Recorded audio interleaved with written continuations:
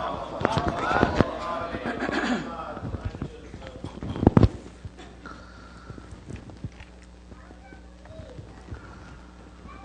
بالله من الشيطان الرجيم بسم الله الرحمن الرحيم الحمد لله رب العالمين الذي هدانا لهذا وما كنا لنهتدي لولا أن هدانا الله والصلاة والسلام على أشرف الأنبياء والمرسلين حبيب قلوبنا وطبيب نفوسنا وشفيع ذنوبنا أبو الزهراء المصطفى بالقاسم محمد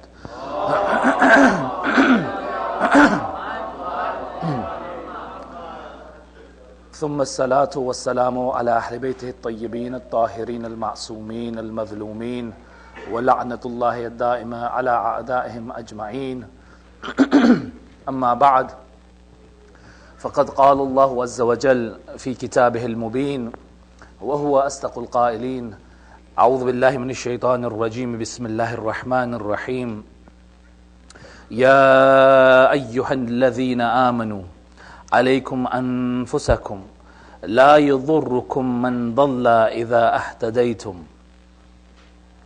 لا يضركم من ضل إذا اهتديتم إلى الله مرجعكم جميعا فينبئكم بما كنتم تعملون آمنا بالله صدق الله العلي العظيم صلوات اللهم صل على محمد آل محمد وعجل فرجهم. We have been discussing over the two majalis that we've had earlier on today and yesterday, and just to give you a very brief recap, the question that has been proposed or been put forward for this particular number of majalis is, in essence, us wondering, why is it we are the way we are? And we have analyzed this particular question, what makes us who we are, from the perspective of looking and analyzing the concepts of nature and nurture. And we have, to a certain degree, understood and come to the understanding, and there was a raise of hands yesterday, the vast majority agreed that, and through proofs of Quran and ahadith and logic and aql and so forth, that in fact we are who we are based upon nature, and we said that was the genealogy and the genetic hereditary traits that we inherit, and nurture, which is to do with our upbringing, education, environment, and the surroundings that influence who we are also. And earlier on today, we gave multiple examples for those of you that were there, and we looked at it in detail about how important both of these aspects are, and we covered in detail how both of these, nature and nurture, influence in essence, and how crucial they are in defining who we actually become. Now,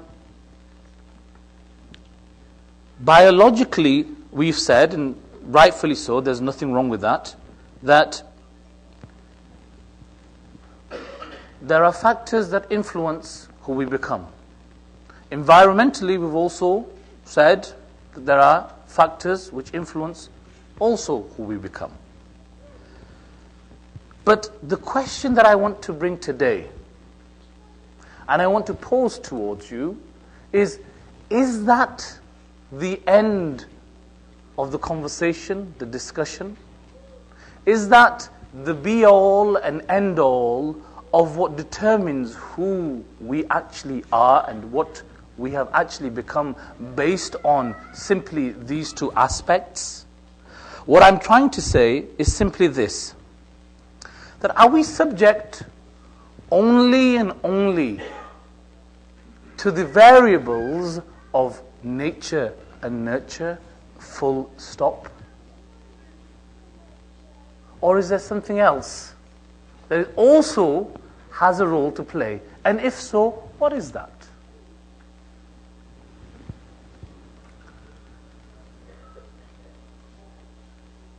Just take into consideration 3 things. Number 1, do we choose the time that we are born in? We don't, right? Number 2, do we choose the place that we are born in? No. Number 3, do we choose the family that we are born within? No. So these 3 factors, time, place, and the family that we are born into, we have no choice over whatsoever. In fact, this choice of these 3 factors, Allah subhanahu wa ta'ala reserves for Himself. He doesn't give us a choice, because there are amongst us, especially in these days, who say, if only I was born in the time of Abu Abdullah Imam al-Hussein, that I would be one of those that would have given his life alongside Imam al-Hussein.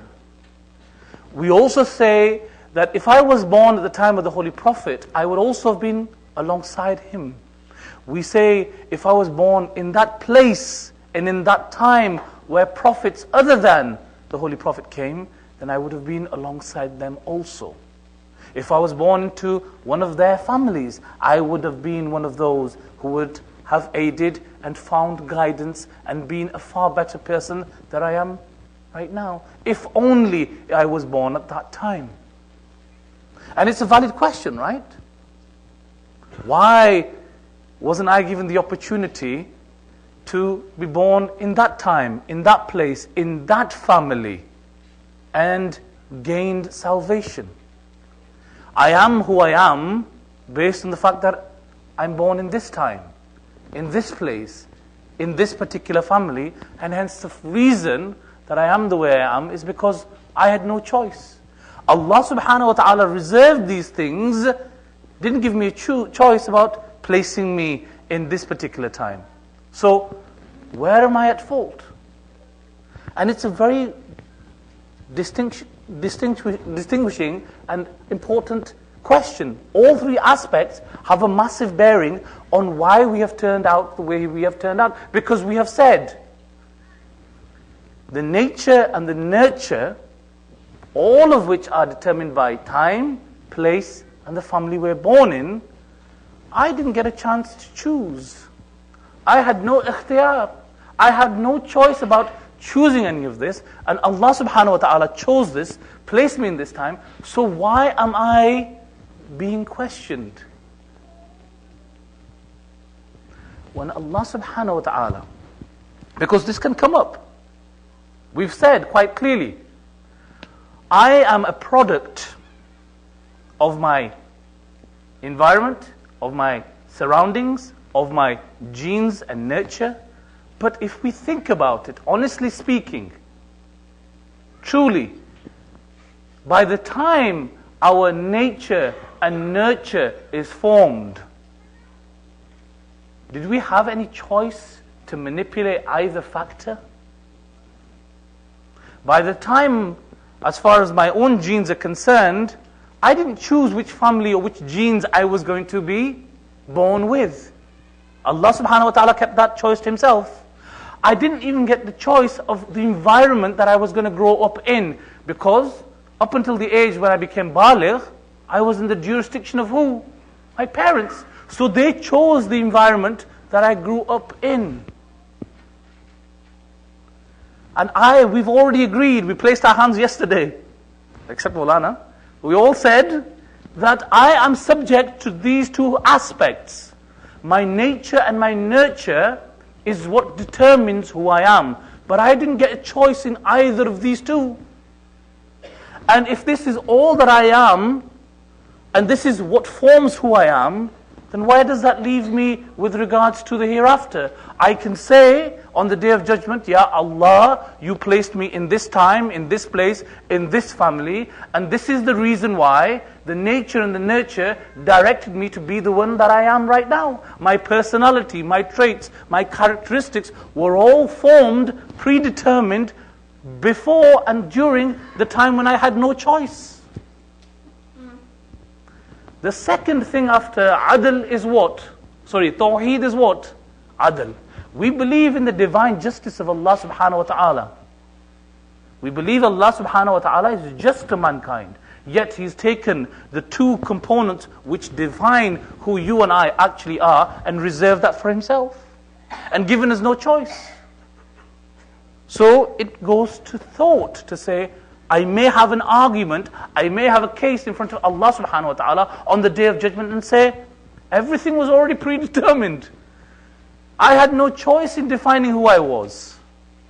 But then we come back to this second aspect of our fundamental belief and why adl is so important. Allah subhanahu wa ta'ala is complete and total justice, down to even further than an atom's weight. Absolute justice. So we come to a conclusion. If Allah subhanahu wa ta'ala has reserved certain things for Himself and not given me a choice in that, and whatever remains in Allah's hand, so to speak, can it ever be bad for its creation? Never. If Allah subhanahu wa ta'ala has reserved for Himself the time and the place and the family that I am born into, understand that that is actually in my benefit. For we may say, if I was born at the time of Aba Abdullah Imam al-Hussein, or I was born at the time of the Prophets, or I was born at any of the times of the A'immah, and in this particular family, and in this particular place, that I would have followed. But who said you would have followed? How do you know you wouldn't have been on the side of the enemies? The fact that Allah subhanahu wa ta'ala has placed you in this particular time, in this particular place, within this particular family, is actually all an indication that this was the time, the place, and the right environment for you to maximize your chances of gaining hidayah, for gaining guidance. If any of these three things would have changed, then you and I would not be sitting here. Why? Logic. Allah subhanahu wa ta'ala is adil. He reserved things that we had no choice in. When He does something for His creation, He only does but the best. Very significant point here, my dear brothers and sisters. Not every single one of us has the same wazifa. Wazifa means the same responsibility, the same role in life. We are all on the path. We all have a particular right and life to fulfill, a particular objective to obtain. Right? The secret of what it actually is in these three things. What do I mean? If we can figure out why I'm born in this time, if I can figure out why I'm born in this place, why wasn't I born in Najaf? Why wasn't I born in Qum? Why wasn't I born in any other religious environment? Why was I born here? And then why was I born into this particular family? Why did I inherit these particular traits? If we reflect on these three aspects, we will find the purpose of our existence. In other words, my life has a purpose. The purpose of my life is secret in these 3 points. I don't have a lot of time, so I'm trying to quickly move along, but trying to take you with me with regards to why we are the way we are. We've already come to the conclusion that nature and nurture is what defines us. But we've also come to a conclusion that if all it is nature and nurture, genes and environment, biology and environment and surrounding, behavior and education, if that's all it is, that means everything's been predetermined. I have no choice.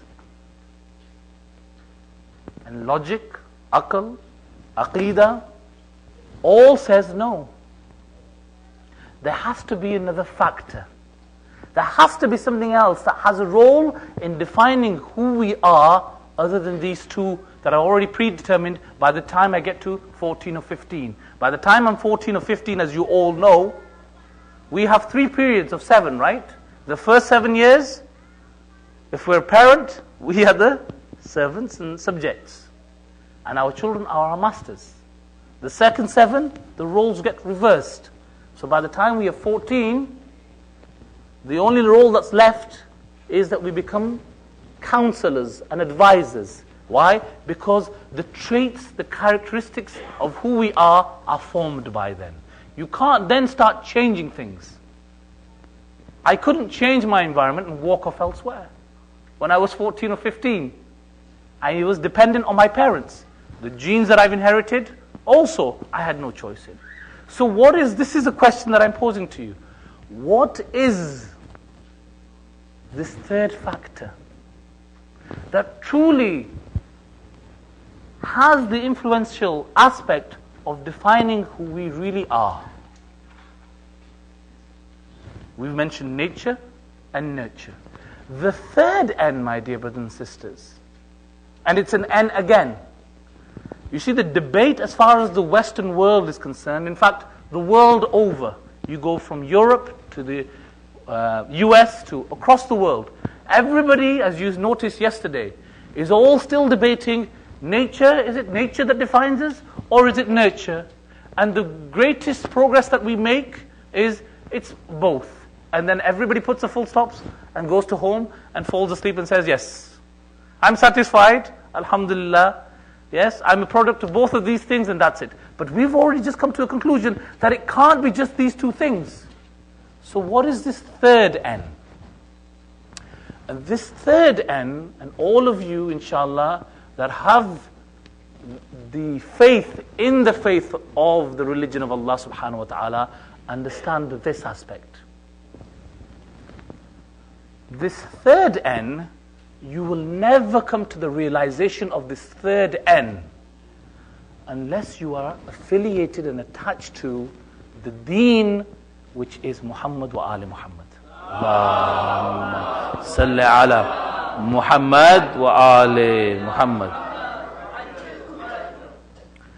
This third N has to be the most influential and overpowering of all N's. Why? It has to be stronger than your nature and also your nurture. Why? Because if I am a product of both of these things, and this third N can't overcome both my nature and my nurture, which I had no choice in, then Allah subhanahu wa ta'ala means that Allah subhanahu wa ta'ala, na'udhu billah, is unjust. I had no choice. This third N is so important, it actually is the means by which you and I actually are who we are. And no university in the Western world will teach you about this third N. It doesn't even consider it to be a factor. Remember, the professors and the lecturers and the philosophers are all debating nature and nurture. This third N, my dear brothers and sisters, you only find from the spiritual aspect.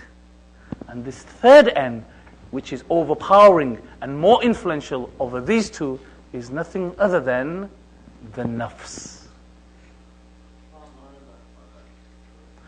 This third N is actually the means by which you are who you are. What do I mean by this? Well, let's look at it from a slightly deeper perspective. We have said quite clearly that the nature and the nurture aspects, the biological and the environmental aspects, were out of my control. There has to be an element which has to be able to overcome both of these, nature and nurture, for me to be able to direct my life where I want it to be. In other words, within the nafs. And what is the nafs? The nafs is a very difficult thing to define in English. Why? Because the English language is very shallow. Doesn't have very much, doesn't have depth.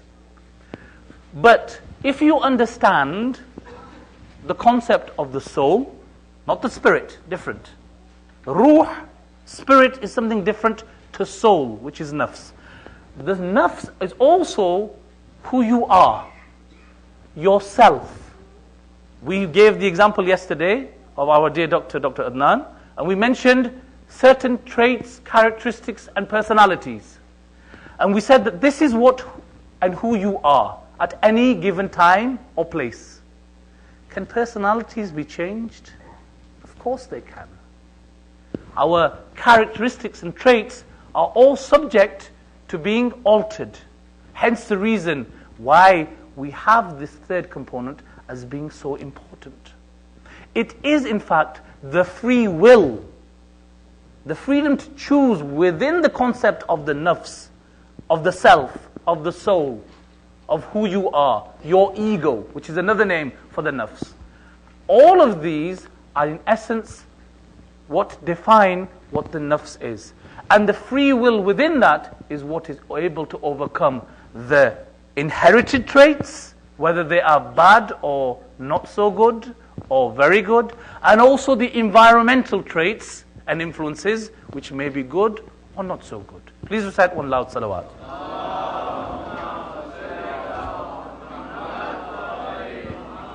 And hence the reason why today, when I started today's majlis, I started with this beautiful verse of Surah Al-Ma'idah, chapter number 5, verse 105, in which Allah subhanahu wa ta'ala says, Ya ayyuhal ladhina amanu, addressing nobody else but you and I, O you who believe. Ya ayyuhal ladhina amanu, alaykum anfusakum. لا يضركم من ضل إذا اهتديتم إلى الله مرجعكم جميعا فينبئكم بما كنتم تعملون. Allah subhanahu wa ta'ala addressing you and me says, O you who believe, on you rests, upon each and every one of you rests the responsibility of your own selves. Anfusakum, your own nafs. It's your responsibility. It's something that you have. It's something that you determine how you direct it and how you lead it.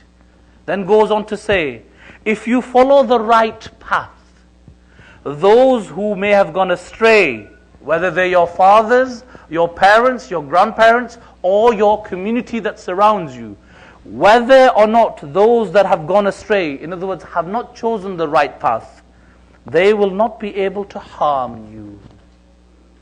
If your forefathers have gone astray, your environment has gone astray, they won't have or be able to harm you. You're not locked in to nature and nurture to direct where you're going to end up. No, you are responsible for your own nafs, within which you have the choice. And then Allah subhanahu wa ta'ala says, to Allah is the return of all of you. And then He will inform you about every single thing that you did. So my dear brothers and sisters, the gift of life is actually the gift of free will. The freedom to choose where and when and how you direct your life. The nafs is what allows us to overcome the traits and the characteristics and the behaviors and the personalities that we have inherited from our parents and also gained from our surroundings and what our local environment is. Now, to make this absolutely clear, I want us to look at a few scenarios. And these are all scenarios which are complete in the sense that we won't find any other scenario other than this. The first scenario to analyze is this. For example, we would expect a child to inherit the good characteristics when both parents are of good characteristics. Right? If both parents, we said, we are subject to nature and nurture. If a child inherits from two good parents, he should be a good person. If their nature and nurture has been the same and they are good parents, then that child has to come out good, depending on the basis of the debate being subject to only nature and nurture.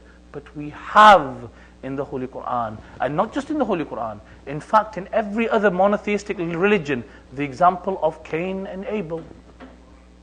Both parents are pious, God-conscious individuals. Both parents have raised both their sons, Habil and Kabil, in the same manner. One turns towards one way and the other one to the other. Their genetic material is exactly the same. Their environment is exactly the same because the environment is only their parents. Why is one God-conscious and the other one completely opposed to it? And the reason is that we have a nafs.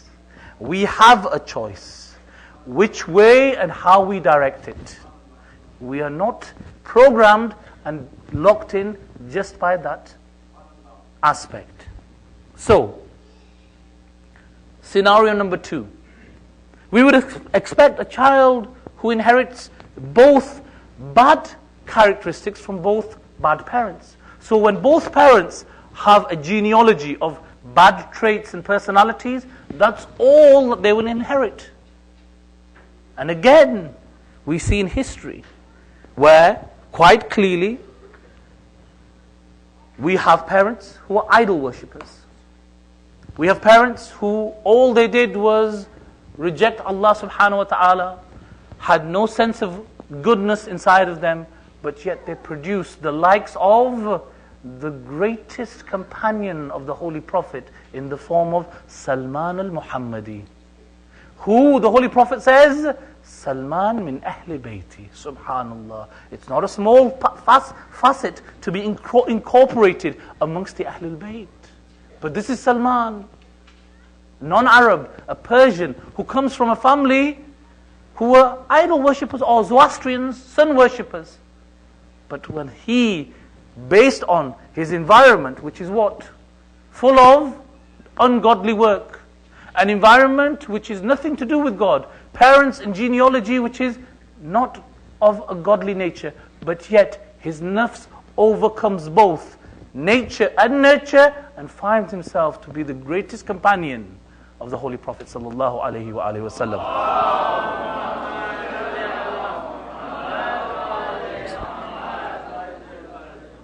Scenario number 3. We would also expect a person living in an Islamic environment would be influenced and directed towards goodness, because we said, even if your nature isn't necessarily brilliant, but the nurture can direct you to a particular way. Well, if that was true, then we would find the wives of Nabi Nuh and Nabi Lut, may peace and blessings be upon both of these prophets, also of those who are rightly guided. My dear brothers and sisters, the most intimate relationship that we have is between husband and wife. Imagine being so close to divinely guided prophets of Allah subhanahu wa ta'ala. And remember, Nabi Nuh alayhi salam is not an ordinary prophet. He is from the 5 ulil azm prophets. He is from the 5 most determined prophets. Imagine being in that environment and still end up in hell. Let me relate 2 words to you, which Allah subhanahu wa ta'ala talks about in Surah Tahrim, chapter 66, verse number 10. Bismillah ar-Rahman ar-Rahim. ضرب الله مثلا للذين كفروا امرأة نوح وامرأة لوط كانتا تحت عبدين من عبادنا صالحين فخانتهما فلم يغنيا عنهما من الله شيئا وقيل ادخلا النار مع الداخلين. Allah subhanahu wa ta'ala says, and Allah sets forth for you an example, or sets forth for you, for the unbelievers, a parable, a story of the wives of Nabi Nuh and Lut. They were wedded to 2 of our righteous servants, but each acted treacherously with their husbands. And their husbands could be of no avail, no benefit with their husbands, and them being in such an intimate relationship with them, it didn't cause them any benefit, and the 2 of them will be told, and have been told, enter the fire alongside all those others that enter it. The environment is that of prophets of God, yet being in their presence, being in that environment of godliness, has had no benefit whatsoever. Scenario number 4. We would similarly expect a person living in a bad environment, and would expect that this person, because their environment is bad, that they would also be bad. But again, we have the example of who? Asiya, the wife of Pharaoh. How evil was the environment around her. But yet this is a woman that Allah subhanahu wa ta'ala chooses to such a degree that we have narrations that in the hereafter she will be one of the wives of the Holy Prophet sallallahu alayhi wa alihi wa sallam. Allahumma salli ala Muhammad wa ala Muhammad wa ajal farajal. Allahumma salli ala Muhammad wa ali Muhammad. And again Allah subhanahu wa ta'ala refers to this particular great esteemed lady. Again in Surah Tahrim, chapter 66, and in the verse thereafter, number 10. Bismillahir Rahmanir Rahim. وَضَرَبَ اللَّهُ مَثَلًا لِلَّذِينَ آمَنُوا امرأة فرعون إذ قالت رب ابني لي عندك بيتا في الجنة ونجني من فرعون وعمله ونجني من القوم الظالمين. Anybody who says, my surroundings and my environment is evil, and that's the reason why I ended up evil, Allah subhanahu wa ta'ala is giving you an example of a woman. Allah subhanahu wa ta'ala has not said, this is an example for women. He says, for anybody, men and women who call and profess to faith, this is an example for you. The example of the wife of Pharaoh. And Allah sets forth an example for those who believe. The wife of Pharaoh. When she said, my Lord, build for me a home with you in paradise and save me from Pharaoh and his work. And save me from the people who are dhalimeen. In other words, oppressors, polytheists. Oppression, dhalimeen can be against ourselves and others. She's asking, and remember, this is a woman who has absolutely everything at her feet. She is the wife of Pharaoh, so she has money and wealth and power and whatever you can dream of. She has at her feet, and she kicks it to one side and says, Ya Allah, build for me a home with you in heaven. For this world is nothing. What is that? The nature and the nurture is directing her one way, but the nafs, as Allah subhanahu wa ta'ala says, you are responsible for that. That is directing for a higher consciousness. It's not just about these two aspects. So my dear brothers and sisters, we've understood very clearly, and just for our younger generation born here, a modern example, an example that most of our elder generation have lived through, but even you guys living here know about. Malcolm X. You've all heard of Malcolm X, right? This is an individual who, if you look at the nature and the nurture, the biological and the environmental aspects to his life and how it began, he had the worst start in life ever possible. Right, so he comes from a stock where his mother is a woman of extremely loose character. Right? I can't say what she is sat in this religious place right now. Her father is somebody who is in fact utilizing his mother in that particular service. In that particular type of debauchery. Within this environment of drugs and alcohol and gambling and all types of excess, there's a boy that's born. Can you think of a worse beginning when your mother is of that nature and your father is of that nature? And you grow up in an environment where it's all about drugs and gambling and womanizing and all the other filths of society. This is the environment in which Malcolm X was born. You can't get much more of a worse start to life. But was he just subject to his nature and nurture? No, he wasn't. We see a man who puts to one side all of the nature and nurture and develops his nafs. And brings himself to a level where he recognizes Allah subhanahu wa ta'ala. An uneducated man, initially, no schooling, but the nafs, this fitrah that I mentioned yesterday, which is the nature that Allah subhanahu wa ta'ala has created mankind upon. If it finds itself aright, the right path, it directs itself back to its original default position. You know, when sometimes we have problems with our phone and our laptops or our computers, we hit the reset button, right? Wipes everything away. We go back to manufacturing settings, right? We also have a manufacturing setting set by Allah subhanahu wa ta'ala, which is our fitrah. If we hit that, and this is what these 10 days are for, to reset back to the manufacturer's setup of how we need to live our life. So, there's an example of an individual, and I was with the only male heir who himself has passed away, the grandson of Malcolm X, when I was in Syria, in Sham. And we met, who himself was a follower of the Isna Ashri path. Malcolm Sr. didn't live long enough. He was killed. Why? Again, a big question mark. Because he was directing himself towards the true path. You know what his grandson said to me? He said, if my grandfather had lived long enough, he would have found the path of Ahlul Bayt. And I am a testimony to that because I am his grandson. And I continued that research. And again, this young man, just earlier this year, was killed, right? So there's a real significance there, my dear brothers and sisters. We, alhamdulillah, have come from genealogical good traits. The vast majority of us have come from parents who are believers. We are also in an environment that have come from environments that are believing environments. We come from homes which are fasting homes, praying homes. If we still end up somewhere other than where Allah subhanahu wa ta'ala has intended, with all of this brilliant starts in life, looking at Malcolm as an example of one of the worst starts in life, if he can find himself, what excuse have we got? So who we actually are is what we make ourselves.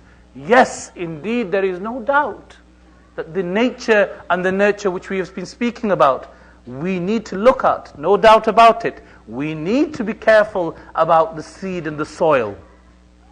We need to be careful of the secondary environmental factors. All of those have an influence, but they are not so powerful that they override and misdirect us to where we are meant to be. Please recite aloud salawat.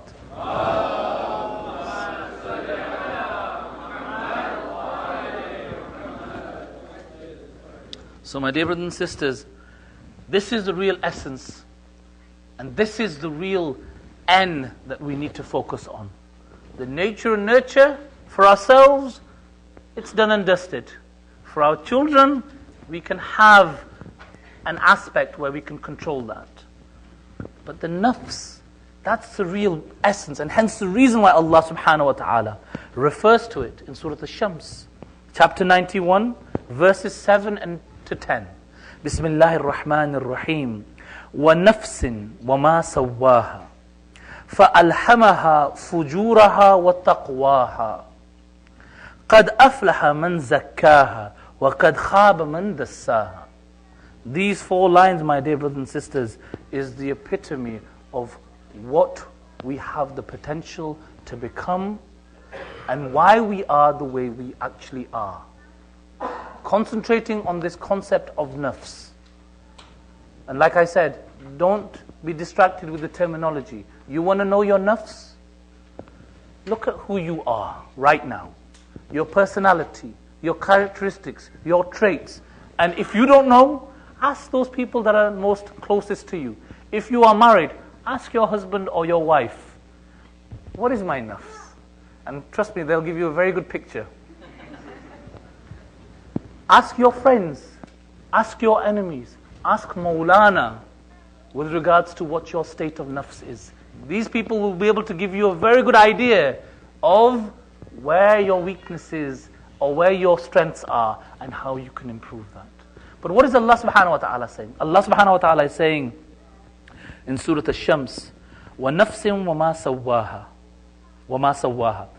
By the human selfhood of the soul and the all-knowing, all-powerful, all-wise one who has proportioned and formed and given it to perfection.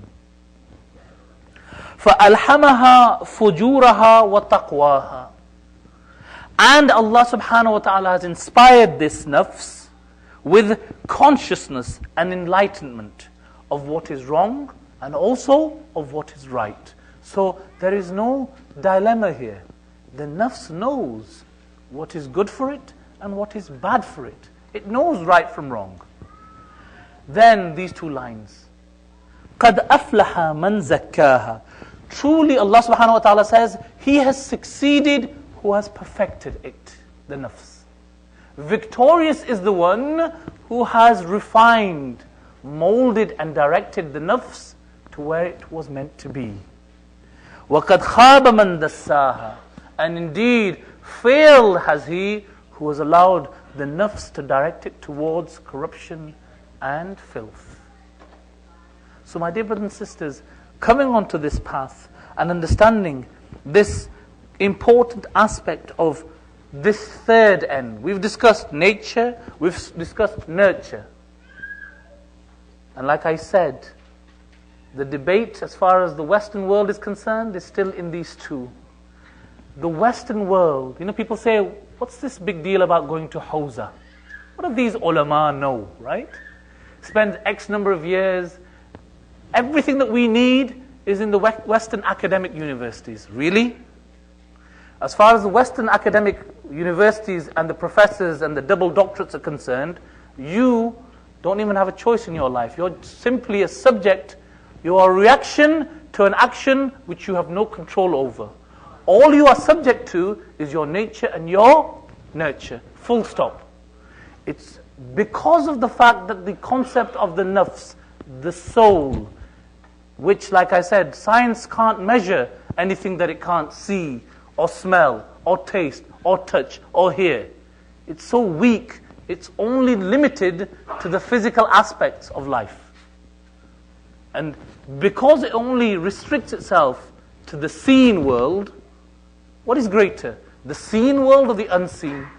We're a speck in this whole solar system.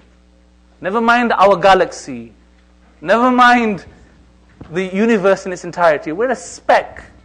What we know of it is minute. The unseen is far greater than the seen, but yet all we concern ourselves with is just the seen. Hence the reason why we're limited. Nature and nurture is all it's about, but it's not. This is where the deen comes in. This is when the spirituality which teaches you actually who you actually are. You all know this quote by Amir al-Mu'mineen and the Holy Prophet. Allah salawat. Allahumma salli ala Muhammad wa ali Muhammad wa ajil farajahum. Man arafa nafsahu faqad arafa rabbah. The one who knows himself, indeed, in turn knows his Lord. But when you haven't even got a definition, or you don't even have the concept of what the nafs actually is, you take it out of the equation, are you ever going to get to your Lord? Never. If it's all about nature and nurture and what can be physically measured, how limited a life are you living? Extremely limited. You'll never start the journey towards your Lord because you've never even come to the realization that you actually have a third end which governs who you actually are. And when you don't study, when you can't define a subject or a term, how can you study it? So this concept of the nafs, of the self, of the soul, of the ego, of your personality, of your traits, we never even start to learn about it. We go to university. We spend time becoming highly educated. Yeah? When we see a double doctorate, we somehow start bowing ourselves in their presence, right? What is a double doctorate? All we get taught in these universities of this Western world are what? Facts. Do you get told how to sit and eat? Do you get told how to walk into a bathroom and what to do and how to do it and how to sit and how to come out of a bathroom?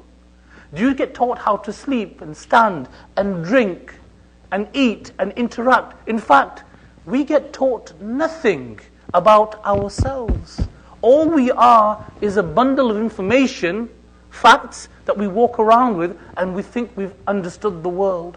We haven't understood ourselves, never mind the world. So my dear brothers and sisters, there's a whole aspect.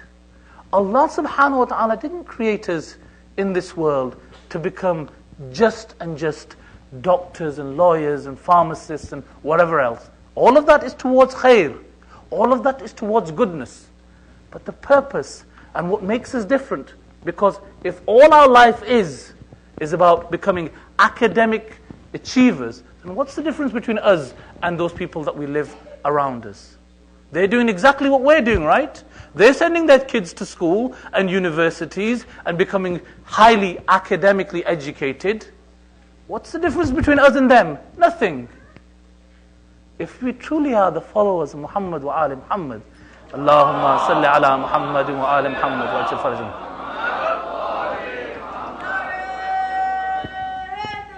Ya Ali. Then indeed we should be looking for true guidance. Like I said, it's Allah subhanahu wa ta'ala that ultimately guides us. We should be looking for those who guide us and are the complete encapsulation of knowledge. They are the city of the knowledge and the door towards it. How sad is it to say that I am affiliated with the Bab of Ilm, but I'm on the outside of the city. I'm holding on to the door, but I'm outside it. Have I benefited? Nothing.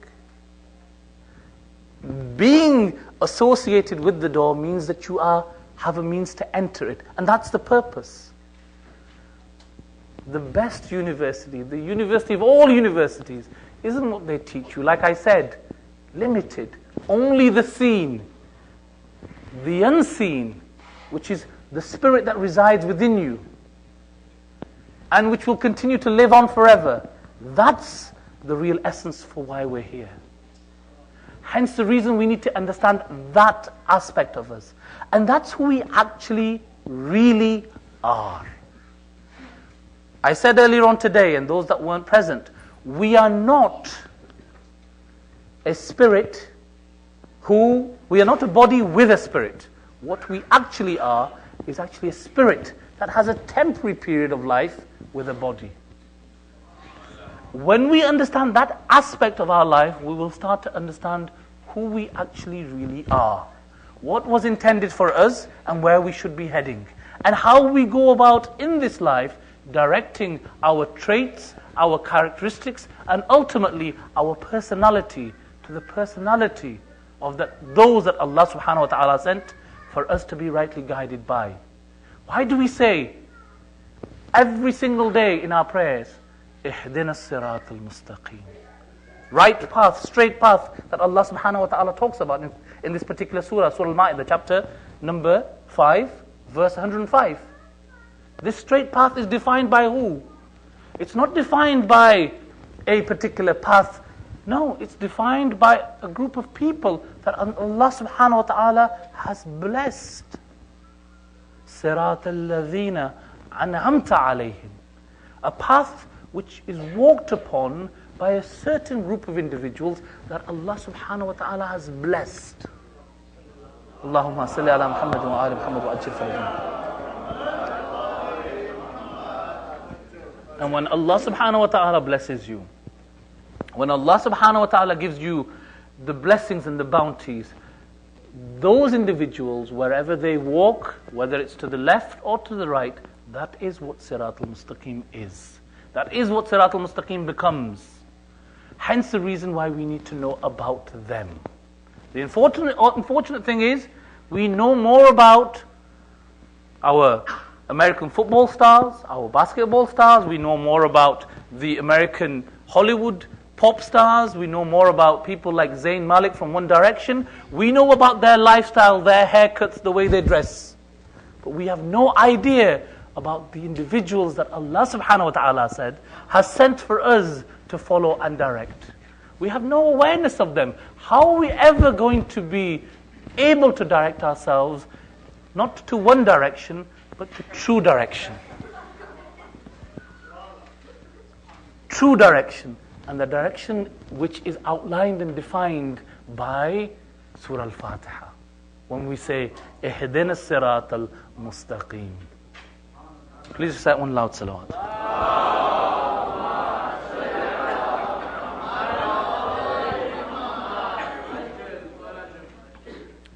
So each and every one of us inshallah, we have covered what in essence is and what actually does govern us. We are not taking away from the fact that we cannot start and give the best start to our children. Who doesn't want to give their children the best start in life? Even if you ask the local demographic, the people that we live with outside, they would love and they work hard and they put money and effort into giving their children the best start. But what they think the best start in life is when? Once that child is already born and when their education starts. Islam has a different concept. It takes all of these three ends and then teaches us to give our children the best start by number one, as parents, even before they are conceived, to perfect our nature, our nurture, and our nafs. If we have become and achieved a nafs which is perfected, that also gets transferred into our next generation. That's the true best start in life, where you have got the seed and the soil, which is perfect in nature, in nurture, and in nafs. And then when they come together, they then produce something which is immaculate. They then go on and produce something which becomes amazing. You know, sometimes we get surprised when we see the children of the Tabatabai family, right? Kids which are 5 and 6 and 7 and 10. And they recite the Quran in backwards and forwards and from every single type of angle. And we say, how is it possible? Why isn't it possible? Allah subhanahu wa ta'ala has given us the benchmark of Muhammad wa Ali Muhammad. Allahumma salli ala Muhammad wa Ali Muhammad. That's the role models that have been set for us. Why do we feel that we can't achieve by being their followers? Like I said, we started yesterday with the example of the sacred tree. Hasn't the Holy Prophet and the Ahlul Bayt referred to you and me, inshallah, as being the adornment of this tree? We are the fruits and the flowers and the leaves that are produced from this tree. But do we ever reach that potential? Do we give ourselves and our children that chance?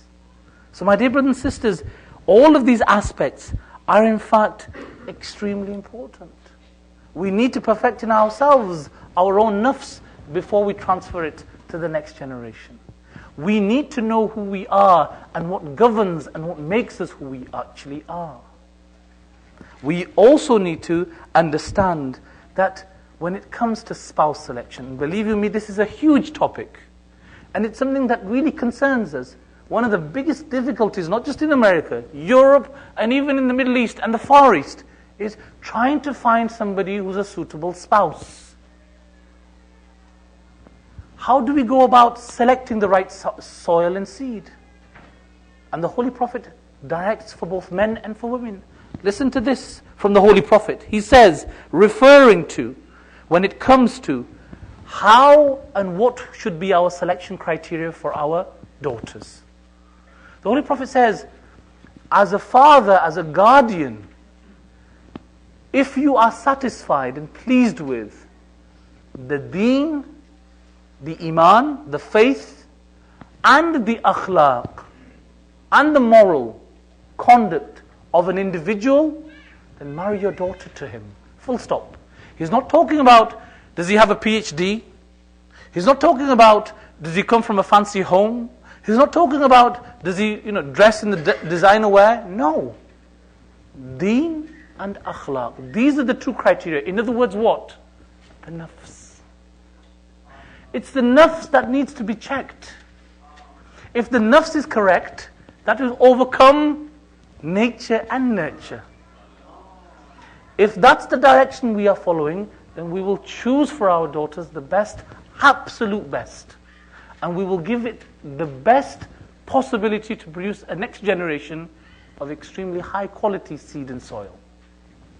Now moving forward, with regards to believing women, the Holy Prophet says, marry a believing man. Reference to women. When you choose a man, the Holy Prophet says, marry a believing man. Why? The Holy Prophet says, if this believing man loves you, then he will do ihsan towards you.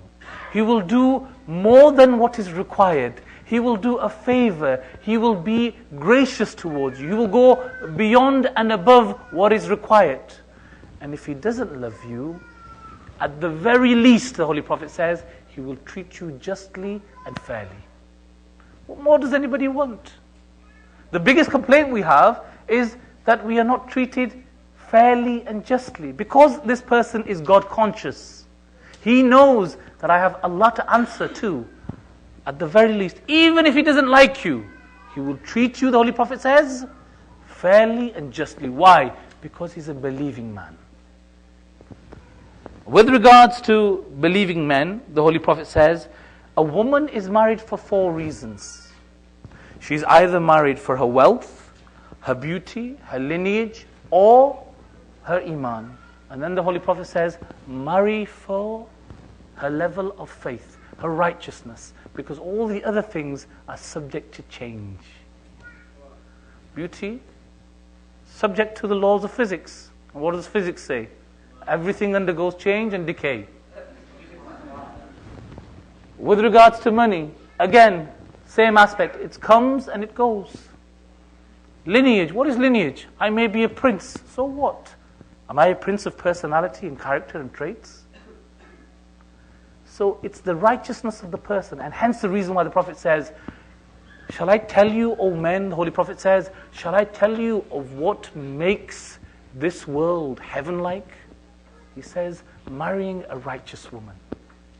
And there's a consequence. He also says, the worst thing that a man can have is a wretched, unbelieving wife, because that is hell on earth. And the Prophet, he lived through both. That's why he says, I was that individual. Nabi Nuh and Nabi Lut, they had one wife. But the Holy Prophet had to go through dilemmas, having known and seen the best of women, but also having to deal with the worst. In Surah Tahrim again, read, understand the history, and understand how the Prophet dealt with them even then. Like he said, even if he doesn't like you, he will treat you with just and fairness. And that's how he treated his wives. The ones he loved, and even the ones that he didn't. Please recite aloud salawat.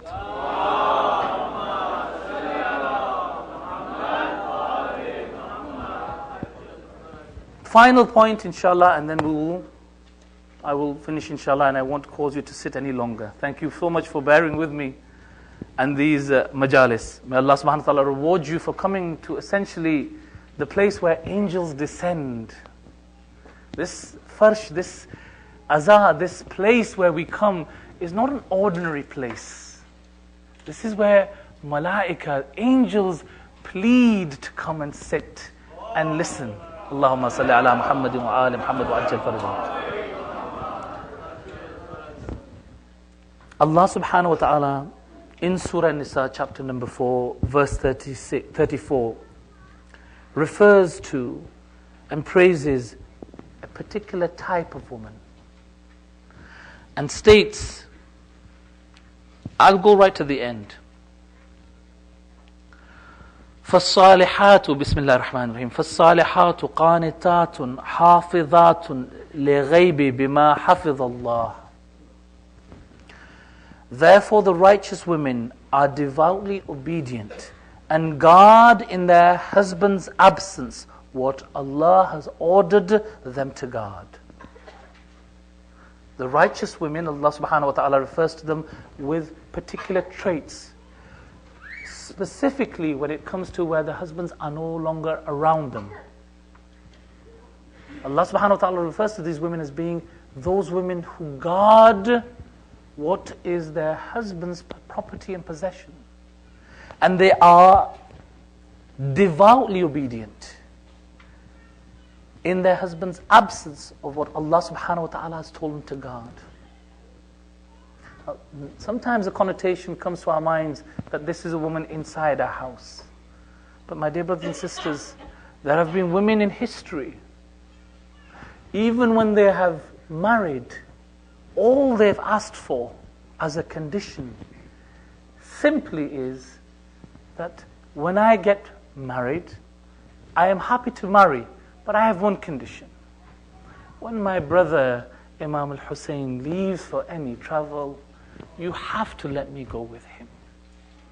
And takes with herself all that is referred to as property and guards what is her husband's property, devoutly obedient to Allah subhanahu wa ta'ala in the form of even her children. My dear brothers and sisters, we are not talking about any ordinary lady here.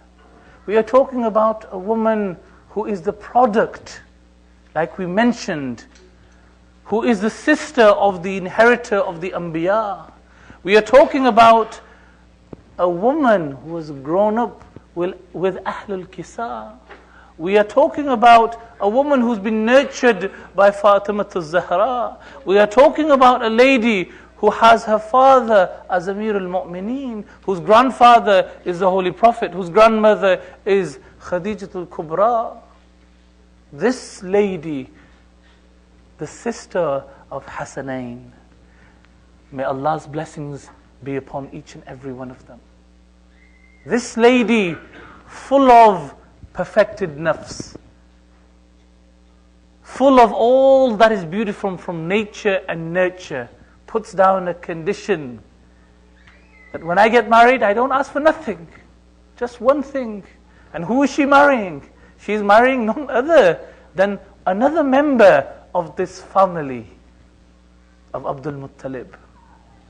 She's marrying none other than Abdullah ibn Ja'far. Ja'far al-Tayyar's son, Abdullah, the brother of Amir al-Mu'mineen, his son, and says to him, whenever my brother needs to go, you have to let me go. Whenever he starts on a journey, you have, because I can't live without him. This sister, this lady, comes to a stage, my dear brothers and sisters, and I don't mean to wound your heart, but I just mean for you to come to this recognition which you already have, and see how the best of Allah subhanahu wa ta'ala's creation are treated when the nature and the nurture is corrupt and the nafs doesn't exist in mankind and becomes animalistic. Sayyidah Zainab, she traveled with Abu Abdullah Imam al-Hussein, but before she leaves, she takes the property of her husband in the form of her two sons, Aun and Muhammad. And on the day of Ashura, she sacrifices them, she prepares them, she bathes them, clothes them, prepares them to go out, and says, my sons, do not make me embarrassed in front of my mother, Fatimatul Zahra salamullah alayha, that I wasn't able to put anything forward to secure the Imam of our time's life. Sayyidah Zainab salamullah alayha, on that particular day of Ashura, Imam al-Hussein alayhi salam carries these two bodies back and places them onto the floor, onto the ground. Sayyidah Zainab salamullah alayha ordinarily would lead the women out to mourn those martyrs coming back. But you know, Imam al-Hussein, when he brings these two sons of Aun and Muhammad, the sons of Sayyidah Zainab, back to the camp, Sayyidah Zainab doesn't come out. Imam al-Hussein opens the curtain, walks into the tent and finds Sayyidah Zainab in sujood. And look at the words, my dear brothers and sisters, of Sayyidah Zainab. She's in sajda and she's praying, she's saying, Oh Ya Allah, Oh Allah, I thank you for accepting my sacrifice. My heart is filled with pride because my two sons have given their lives in the way of this religion. You know, Sayyidah Zainab, she never mourned her own two children.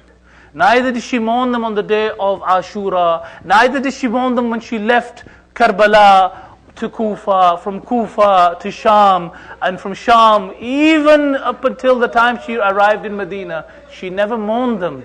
She was too busy mourning her brother, Abu Abdullah Imam al-Hussein, and his children. But my dear brothers and sisters, when she arrives in her house, she opens and enters the house. She finds 2 small masallas, 2 small prayer mats. And that's when she remembers her 2 sons, Owen and Muhammad. And that's when she cries for them, saying, Ya Allah, accept this small token as a gesture towards Iman.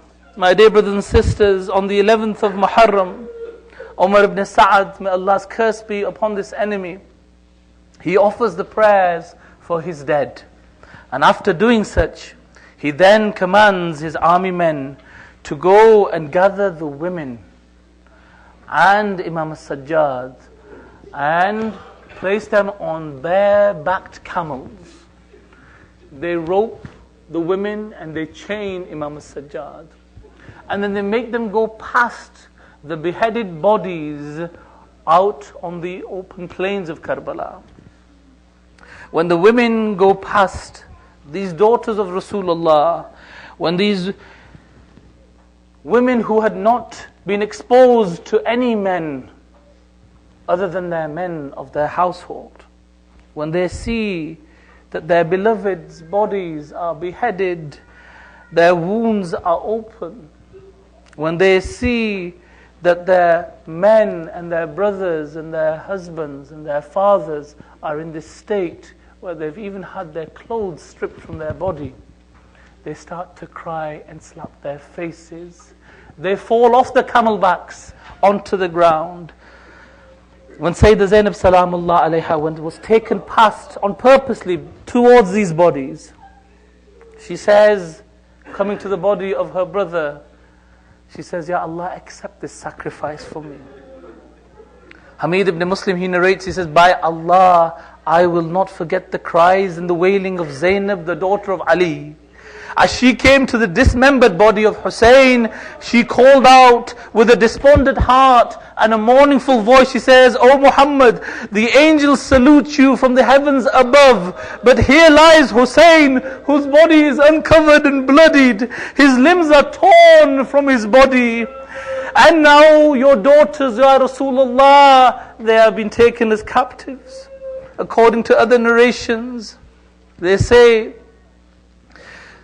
that she cried, and this is, she says, Al-Hussein, beheaded from the shoulders, deprived of the turban and the cloak. She says, may my life be sacrificed and be given in your way. She laments so hard, they say that even the horses had tears that came down to their hooves. Sayyidah Zainab Salamullah alayha. And even Kulthum, she, when she passes by her brother's body, she says, O Apostle of Allah, come and see how the body of your son is discarded and upon the plains without even the ceremonial ghusl. Look how the winds and the suns have covered his body, and look how the blood still pours from his jugular vein. O Messenger, see how your daughters have been humiliated and have been taken captives. And look how they've raised the heads of these moons onto spears. You know, one of the reasons why Imam al-Hussein, we were reciting yesterday in the Marsiya and the Noha, that Imam al-Hussein was reciting Surah Al-Kahf. You know, one of the reasons why Imam al-Hussein was reciting this particular surah with his son, with his head beheaded, it was to distract the people's attention from away from the women, so that they would pay attention to the face and what was going there, so that their women and the daughters of the Holy Prophet would not be stared at. Sayyidah Zainab, she comes to the body, she goes to her brother's body and she says, dear brother, had I had the choice to stay with you and not leave towards Kufa, I would have stayed here with you, even if the beasts were here to tear me apart and eat my flesh. And then she says, oh my brother, oh the son of my mother, caring for the widows and the orphans and protecting them from their enemies after you has weakened me. But then, my dear brothers and sisters, listen to this final statement by Sayyidah Zainab Salamullah alayhi. She says, "Oh my brother, do you not see how my back has become blackened with the whipping and the thrashing that these men have tortured me with after they have disposed of your body? Inna lillahi wa inna ilayhi raji'un, wa la hawla wa la quwwata illa billahi al-aliyyil azim. وَسَيَعْلَمُ الَّذِينَ ظَلَمُوا أَيَّ مُنْقَلَبٍ يَنْقَلِبُونَ وَالْعَاقِبَةُ لِلْمُتَّقِينَ." Brothers and sisters, raise your hands. Let's ask Allah subhanahu wa ta'ala, for the sake of Sayyidah Zainab Salamullah alayha, we ask you, O Allah, to allow us to be amongst those believers who are in true,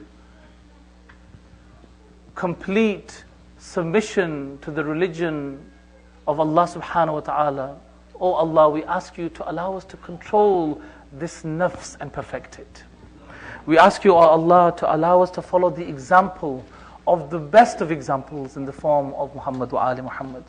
We ask you, oh Allah, to allow us to implement the true hijab that made Imam al-Hussein recite the Holy Quran in our women, in our wives and daughters and mothers. We ask you, O Allah subhanahu wa ta'ala, to give us the awareness of the lives of these infallible, immaculate role models that we are meant to follow. We ask you, O Allah subhanahu wa ta'ala, for the sake of Imam al-Sajjad, those that are ill or have a disease or sickness, Ya Allah, for the sake of Imam al-Sajjad, cure and heal and give shifa'ah to those of us who are in ill health. We ask you, Allah subhanahu wa ta'ala, to allow our legitimate needs, deeds and wants and desires to be fulfilled.